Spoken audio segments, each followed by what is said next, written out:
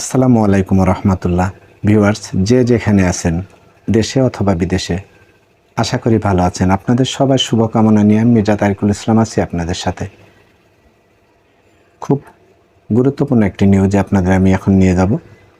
নিউজটি হচ্ছে, বাংলাদেশের মাটিতে সংখ্যালঘু সম্প্রদায়ের ওপর নিপীড়ন রুখতে নতুন অন্তর্বর্তী সরকার উপযুক্ত ব্যবস্থা নিচ্ছে না বলে ক্ষোভ বাড়ছে সাউথ ব্লকে। সে কারণে মোহাম্মদ ইউনূস চাইলেও রাষ্ট্রপুঞ্জের অধিবেশনে নরেন্দ্র মোদী দেখা করেননি, এড়িয়ে গিয়েছেন বলে খবরে প্রকাশ। তবে মোদির সঙ্গে বৈঠক না হলেও আমেরিকার সিলমোহর নিয়ে সফলভাবে আন্তর্জাতিক দ্বৈতে অন্তর্বর্তী সরকারের প্রধান উপদেষ্টা ইউনূস যা দিল্লির আশঙ্কা বাড়িয়েছে। সাধারণ সম্মেলনে নিজে বক্তৃতা দেওয়ার পাশাপাশি আমেরিকার প্রেসিডেন্ট জো বাইডেন, প্রাক্তন প্রেসিডেন্ট বিল ক্লিনটন, বিদেশমন্ত্রী অ্যান্টনি ব্লিংকেন, কানাডার প্রধানমন্ত্রী জাস্টিন ট্রুডোর সঙ্গে বৈঠক করেছেন ইউনূস। পাশাপাশি ইউরোপীয় কমিশনের প্রেসিডেন্ট, বিশ্বব্যাংকের প্রধান, এডিবির শীর্ষকর্তার সঙ্গেও আলাদা করে আলোচনা হয়েছে তার। এইসব আলোচনার মূল সুর একটাই: শেখ হাসিনা পরবর্তী বাংলাদেশের সরকারি নেতৃত্বের প্রতি পশ্চিমা দুনিয়ার অর্থাৎ আমেরিকার ও অন্যান্য পশ্চিমা দুনিয়ার পূর্ণ সমর্থন এবং সহযোগিতা থাকবে ভবিষ্যতে। সে সহায়তার কৌশলগত, বাণিজ্যিক এবং অর্থনৈতিক ভূমিকা রাখছে। এক কথায়, ভারতের প্রতি দ্বিপাক্ষিক নির্ভরতার জায়গায় সংকুচিত করাটাই এই মুহূর্তে ইউনূস সরকারের লক্ষ্য কিনা, সেই প্রশ্নও উঠে আসছে কূটনীতিকদের মহলে। সাউথ ব্লকের চিন্তা বাড়িয়ে নিউ ইয়র্কে ইউনূসের দৈত্যের তালিকায় প্রসারিত হয়েছে পাকিস্তানের প্রধানমন্ত্রী শাহবাজ শরীফ ও চীনের বিদেশমন্ত্রী ওয়াং ইয়ের সঙ্গে।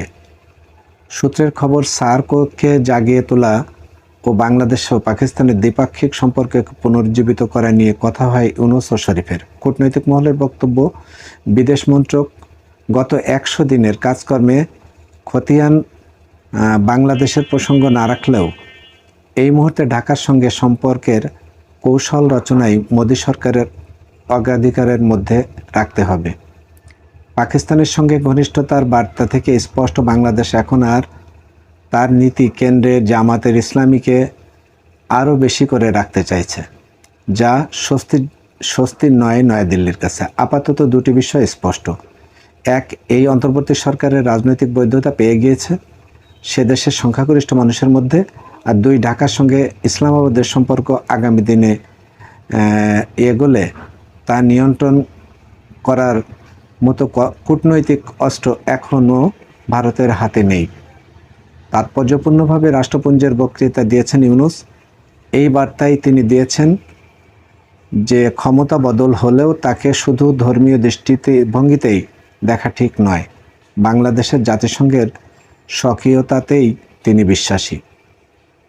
ভিউয়ার্স, এই খবরটি প্রচার করেছে আনন্দবাজার পত্রিকা অনলাইন তাদের যে পত্রিকাটি আছে সেই পত্রিকা। ভিউয়ার্স, এই আনন্দবাজার পত্রিকার এই তথ্যসূত্রে আমরা এটুকু প্রতীয়মান হই যে বাংলাদেশের পররাষ্ট্রনীতি এটা ঠিক করে বাংলাদেশ, ভারতেরটা ভারত। তবে ভারতের পররাষ্ট্রনীতিতে যে পরিবর্তন আসছে, এটা এই খবরের সূত্র অনুযায়ী সেটা পাওয়া যায়।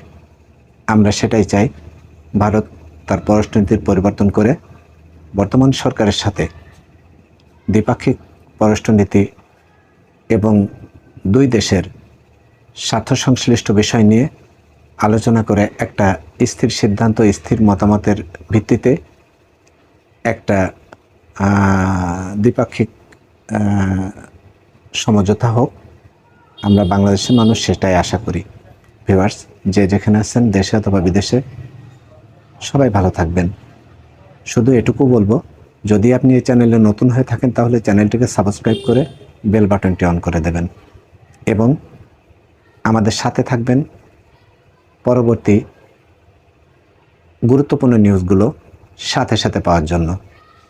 ভিউয়ার্স, সবাইকে শুভেচ্ছা জানিয়ে, আপনাদের মঙ্গল কামনা করে এখানে শেষ করছি।